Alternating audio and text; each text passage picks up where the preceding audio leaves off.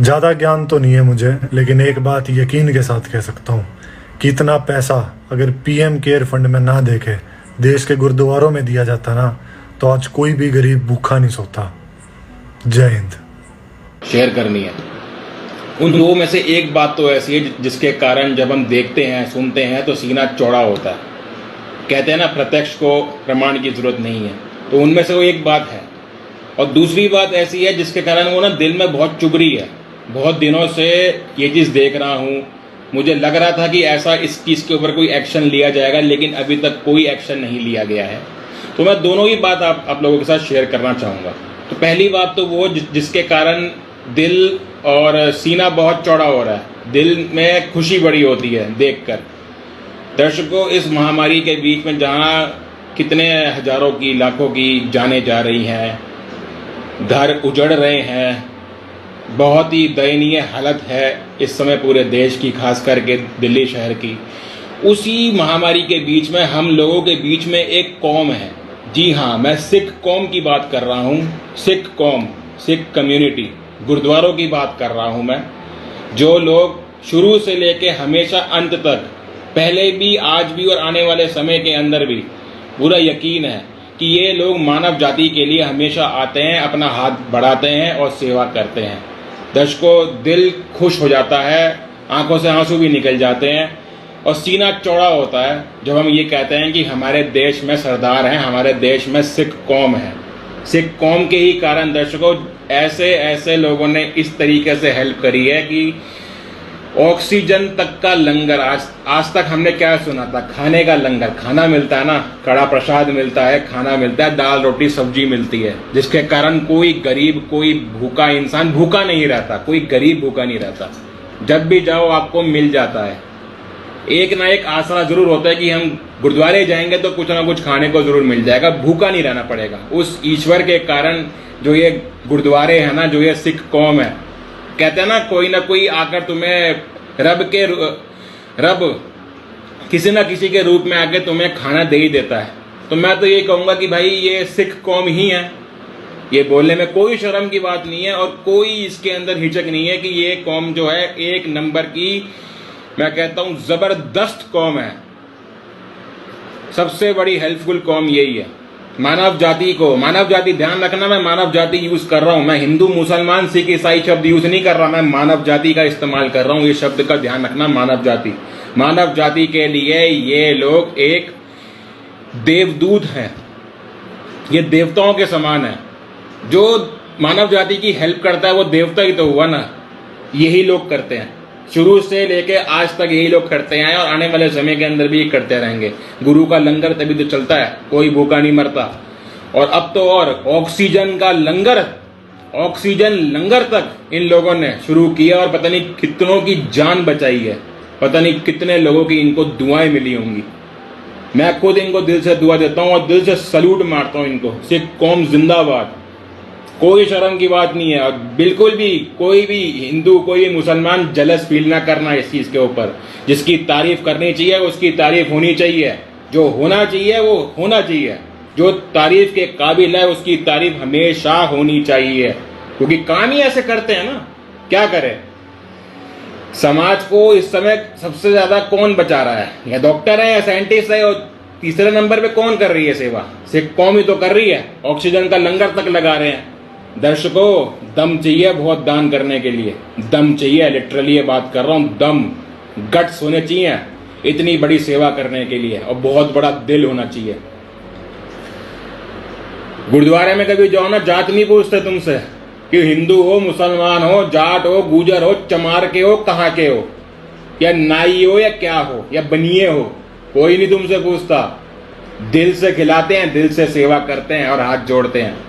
इतनी सेवा भाव किसी के अंदर नहीं है, किसी हिंदू में नहीं है, किसी मुसलमान में नहीं है, किसी के अंदर नहीं है, पूरी समाज में किसी कौम के अंदर नहीं है इतनी बड़ी सेवा भाव जो सिखों के अंदर है, जो गुरुद्वारों के अंदर है। ये बात जब देखते हैं, सुनते हैं ना, सीना चौड़ा होता है एकदम शेर की तरह कि हमारे देश में सिख हैं। सिखों के कारण तो हुआ है सब कुछ, जो भी कुछ हुआ है, सिखों के कारण ही सब कुछ बचाव हुआ है और बच रहे हैं। कितने लोग हैं जिनके घर उजड़ने से बच रहे हैं। तो ये बात हमें कहनी चाहिए और जितनी ज्यादा हो सके इस चीज को शेयर करो, बोलो ये बात, तारीफ के काबिल हैं वह लोग। अब दूसरी बात जो मेरे को बहुत चुभ रही थी, मंदिर कहां गए? जी हां, मैं बात कर रहा हूं, मंदिर कहां गए? कहां गए वो सिंदूर लाल चढ़ाए हो? कहां गए वो शिरडी के साईं बाबा का मंदिर? कहां गए तिरुपति बालाजी का मंदिर? कहां गए पद्मनाभ मंदिर? कि और सबसे बड़े बड़े मंदिर जितने भी हैं इस देश के ऊपर आपदा आ रखी है। मंदिर के जो पुजारी हैं, मंदिर के जो ठेकेदार हैं, जो धर्म के ठेकेदार हैं, कहां पर हैं इस समय? वो धर्म के ठेकेदार कहां हैं? पूछो भाई। जो लोग मरे हैं, हिंदू मरे हैं ना, मुसलमान भी मरे हैं, लोग मरे हैं ना, सब लोग मर रहे हैं इस समय। आपदा का समय आ रखा है, मानव जाति खतरे के अंदर है। तो उन्हीं लोगों ने तुम्हें कितना कितना दान दिया है, उनकी हेल्प क्यों नहीं करने आ रहे? शर्म नहीं आती? गुरुद्वारों को देखो जरा, कितनी दिन रात मेहनत कर रहे हैं, दिन रात।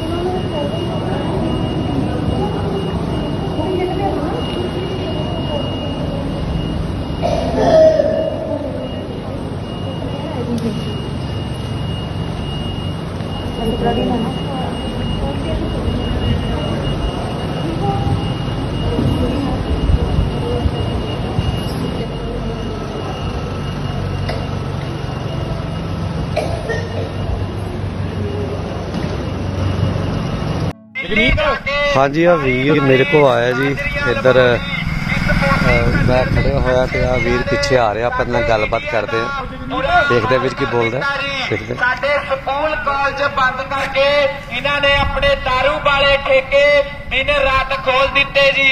आओ आपां किसान वीरां नूं डट के साथ दईए, इस मोदी कंजर दी धाड़ ते गोडा रख के काले बिल रद्द कराने ने जी। किसान वीर अपने अन्नदाता ने जी, किसान वीरां नूं डट के साथ दो जी।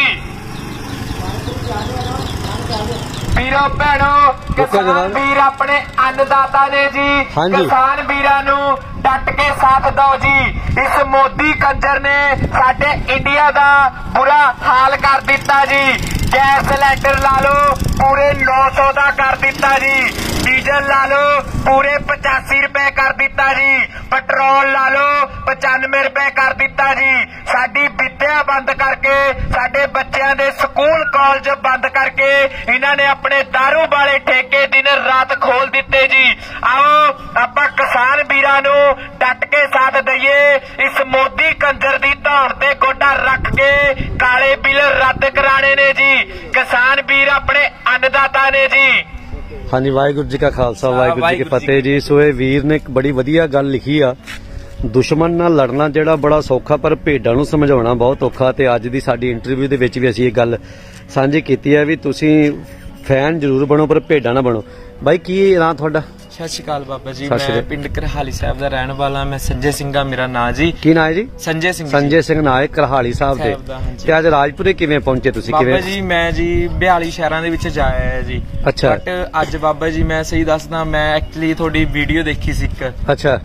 ਵੀਰ ਸਿੱਧੂ ਜੀ ਨਾਲ। ਅੱਛਾ। ਉਹਦੇ ਕਰਕੇ ਬਾਬਾ ਜੀ ਮੈਂ ਸਪੈਸ਼ਲ ਤੁਹਾਨੂੰ ਹੀ ਮਿਲਣ ਆਇਆ ਸੀ ਮੇਨ ਤਾਂ ਜੀ। ਮਿਲਾ ਕੇ? ਬਟ ਮੈਂ ਜਾਣਾ ਸੀ ਚੰਡੀਗੜ੍ਹ ਜੀ। ਹਾਂ। ਵਾਹਿਗੁਰੂ ਆਪ ਮਿਲਾਉਣ ਵਾਲਾ, ਕਈ ਵਾਰ ਮੈਨੂੰ ਵੀਰਾਂ ਨੇ ਦੱਸਿਆ ਕਈ ਵਾਰ ਬਾਬਾ ਜੀ ਬੀਜੀ ਹੁੰਦੇ ਨਹੀਂ ਵੀ ਮਿਲਦੇ, ਹਾਂ। ਪਰ ਉਹ ਵਾਹਿਗੁਰੂ ਆਪ ਮਿਲਾਉਣ ਵਾਲਾ ਬਾਬਾ ਜੀ ਨੂੰ ਅੱਜ ਮਿਲਣ ਆਏ ਅਸੀਂ ਸਪੈਸ਼ਲ। ਦਾਸ ਨੇ ਚੰਡੀਗੜ੍ਹ ਜਾਣਾ ਸੀ ਮਟਕਾ ਚੌਂਕ। ਮੈਨੂੰ 5 ਮਹੀਨੇ ਹੋ ਚੁੱਕੇ ਨੇ ਜੀ, ਮੈਂ 42 ਸ਼ਹਿਰਾਂ ਦੇ ਵਿੱਚ ਜਾਇਆ ਹੈ ਜੀ। ਕਿੰਨਾ ਟਾਈਮ ਆਪਣਾ ਅੰਦੋਲਨ ਚੱਲੂਗਾ, ਦਾਸ ਨੇ ਸਾਰਾ ਪੰਜਾਬ ਘੁੰਮਣਾ ਜੀ। ਤੇ ਤੁਸੀਂ ਕਿਹਦੇ ਤੇ ਜਾਂਦੇ ਹੋ, ਬਾਏ ਬੱਸ ਜਾਂ ਕਿਵੇਂ? ਆਪਾਂ ਜੀ ਬਾਬਾ ਜੀ ਹੱਥ ਦੇ ਕੇ ਚਲੇ ਜਾਂਦੇ ਹੋ, ਕੋਈ ਮੋਟਰਸਾਈਕਲ ਮਿਲ ਜਾਂਦਾ ਉੱਤਰ ਜਾਂਦੇ ਆ, ਫੇਰ ਮਾਰਕੀਟ ਕੱਢ ਲੈ ਕਿਤੇ, ਫੇਰ ਅੱਗੇ ਚੜ ਗਏ ਜੀ ਕਿਸੇ ਨਾਲ। ਤੇ ਜੇ ਰਾਤ ਨੂੰ ਰੁਕਣਾ ਹੋਵੇ, ਤੁਸੀਂ ਰਾਤ ਨੂੰ ਰੁਕਣਾ ਹੋਵੇ ਜਾਂ ਹਰਜਿੰਦਰ ਕੈਮਰਾ ਫੜ, ਰਾਤ ਨੂੰ ਤੁਸੀਂ ਰੁਕਣਾ ਹੋਵੇ, ਕੋਈ ਗੱਲਬਾਤ ਹੋਵੇ ਤੇ ਰਾਤ ਨੂੰ ਫਿਰ ਤੁਸੀਂ ਕਿਵੇਂ ਕਰਦੇ ਹੋ? ਬਾਬਾ ਜੀ ਕਿਵੇਂ ਟੋਲ ਟੈਕਸ ਆ ਜਾਂਦੇ ਨੇ ਜੀ, ਉੱਥੇ ਵੀ ਰੁਕ ਜਾਂਦੇ ਆ ਜੀ। ਅਸੀਂ 5-6 ਦਿਨਾਂ ਬਾਅਦ ਆਪਣੇ ਘਰ ਜਾਂਦੇ ਆ ਜੀ। ਜਾਂ ਕਰ ਕਿਹੜਾ ਮਾਰ? ਹਾਂਜੀ, ਘਰ 5-6 ਦਿਨਾਂ ਬਾਅਦ ਜਾਂਦੇ ਆ। ਕਿਤੇ ਰੁਕਣਾ ਹੁੰਦਾ, ਟੋਲ ਟੈਕਸਾਂ ਦੇ ਵੀਰ ਬੈਠੇ ਨੇ ਉਹਨਾਂ ਕੋਲ ਰੁਕ ਜਾਂਦੇ ਆ, ਨਹੀਂ ਗੁਰੂ ਘਰ ਆਉਂਦੇ ਆ ਜੀ, ਆਪਣੇ ਗੁਰੂ ਘਰਾਂ ਦੇ ਵਿੱਚ ਰੁਕ ਜਾਂਦੇ ਆ ਜੀ। ਜੀ ਅੱਜ ਤੁਸੀਂ ਮਤਲਬ ਤੁਹਾਨੂੰ ਪਤਾ ਸੀ ਜਿਹੜਾ ਆਫਿਸ ਇੱਧਰ ਹੈਗਾ, ਪੁੱਛ ਕੇ ਆਏ? ਬਾਬਾ ਜੀ ਮੈਂ ਜੀ ਪੁੱਛ ਕੇ ਆਇਆ ਜੀ। ਮੈਂ ਚੰਡੀਗੜ੍ਹ ਜੀ ਗਗਨ ਚੌਂਕ ਦੇ ਵਿੱਚ ਉਤਰੇ ਜੀ। ਮੈਂ ਕਿਹਾ ਮੈਨੇ ਬਾਬਾ ਜੀ ਨੂੰ ਮਿਲ ਕੇ ਆਣਾ ਜੀ। ਮੈਂ ਚੰਡੀਗੜ੍ਹ ਚੱਲੇ ਸੀ ਅੱਜ, ਉਹ ਮਹਾਰਾਜ ਆਪ ਮੇਲ ਮਿਲਾਉਣ ਵਾਲਾ ਜੀ ਗੁਰੂ ਸਾਹਿਬ। ਸੋ ਇਹ ਵੀਰ ਮਟਕਾ ਚੌਂਕ ਜਾ ਰਹੇ, ਇੱਥੇ ਸਾਡੇ ਵੀਰ ਪਰਮਜੀਤ ਸਿੰਘ ਬਾਠ ਹੋਰਾਂ ਨੇ ਕੀਤਾ, ਵੀਰ ਜਿਹੜੇ ਕੈਮਰਾ ਫੜਿਆ ਹਰਜਿੰਦਰ ਵੀਰ, ਤੇ ਇਹ ਵੀ ਉੱਥੇ ਹੀ ਮਟਕਾ ਚੌਂਕ ਹੀ ਜਾ ਰਹੇ ਨੇ ਹੁਣ ਵੀ ਉਧਰ ਹੀ। ਸੋ ਇਹ ਆ ਅਸਲ ਵਿੱਚ ਸਾਡੀ ਕਿਸਾਨੀ ਨੂੰ ਜਗਾਉਣਾ। ਸਾਡੇ ਮਤਲਬ ਮੈਨੂੰ ਬੜਾ ਦਰਦ ਵੀ ਹੋ ਰਿਹਾ ਵੀ ਏਦਾਂ ਵੀਰ ਤੋਂ ਤੁਰ ਕੇ ਘਰ ਘਰ ਜਾ ਕੇ ਲੋਕਾਂ ਨੂੰ ਜਗਾ ਰਿਹਾ, ਪਰ ਸਾਡੇ ਲੋਕ ਨਹੀਂ ਜਾਗ ਸਕਦੇ। ਮਤਲਬ ਠੀਕ ਆ, ਸਿਰਫ ਕਿਸਾਨੀ ਸੰਘਰਸ਼ ਨੂੰ, ਸਿਰਫ ਕਿਸਾਨ ਵੀਰ ਇਸ ਸਮੇਂ ਬੈਠੇ ਉੱਥੇ ਲੁੱਕ ਪਿਘਲਦੀ ਪਈ ਆ, ਤੇ ਉਹ ਪਿਘਲਦੀ ਲੁੱਕ ਦੇ ਉੱਪਰ ਬੈਠੇ ਹੋਏ ਨੇ। ਸਿਰਫ ਕਿਸਾਨਾਂ ਨੂੰ ਹੀ ਦਰਦ ਹੈ ਕਿ ਕਿਸਾਨੀ ਦਾ, ਪਰ ਇੱਕ ਗੱਲ ਯਾਦ ਰੱਖਿਓ, ਜੇ ਸਿਲੰਡਰ ਤੁਹਾਨੂੰ ਮਿਲ ਰਿਹਾ, ਸਬਜ਼ੀਆਂ ਵੀ ਤੁਸੀਂ ਖਾਣੀਆਂ ਨੇ, ਆਟਾ ਕਣਕ ਦਾਲਾਂ ਸਭ ਤੁਸੀਂ ਘਰ ਰਹਿ ਕੇ ਖਾਣੀਆਂ ਨੇ, ਤੇ ਇਹੀ 20 ਰੁਪਏ ਦੀ ਚੀਜ਼ 150 ਚ ਮਿਲਣੀ ਆ ਸਮਝਾਉਂਦਾ ਫਿਰਦਾ ਤੁਹਾਨੂੰ ਘਰ ਘਰ ਜਾ ਕੇ, ਪਿੰਡ ਪਿੰਡ ਜਾ ਕੇ, ਗਲੀ ਗਲੀ ਜਾ ਕੇ। ਭੈਣੋ ਸਿੱਧੂ ਦਾਸ ਕੋਲ ਜ਼ਮੀਨ ਨਹੀਂ ਹੈਗੀ, ਦਾਸ ਦੀ ਜ਼ਮੀਰ ਜਾਗਦੀ ਏ।